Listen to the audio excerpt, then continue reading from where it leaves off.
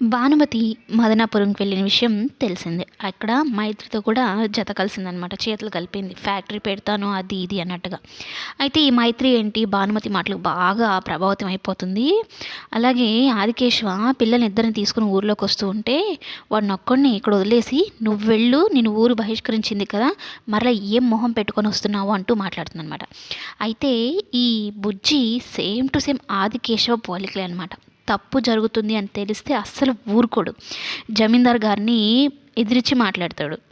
తన కళ్ళ ముందే తన కన్న తండ్రిని అనరాని మాటలు ఈ జమీందార్ అంటూ ఉంటే మా నాన్న ఏ తప్పు చేయలేదు అంటూ పక్కనే ఒక రాయి తీసుకొచ్చి ఆమె నెత్తి మీద వేయడానికి అన్నట్టు వస్తాడనమాట. ఇక బుజ్జి మాటలు తిరగబడ్డం చూసి సేమ్ టు సేమ్ ఆదికేశవుని చూసినట్టుంది అన్నట్టుగా మైత్రి ఒక్కసారిగా షాక్ అయిపోతుందనమాట. ఈ ఆదికేశవని ఇక్కడి నుంచి తప్పించాము అనుకుంటే సేమ్ వీడు కూడా వాళ్ళ నాన్నలాగే తయారయ్యాడు, వీడు పెద్ద పోటీలాగా ఉన్నాడే నాకు, అంత చిన్న పిల్లాడికి భయపడిపోతుంది మైత్రి. మొత్తం ఇదైతే జరిగింది కదా ఇది.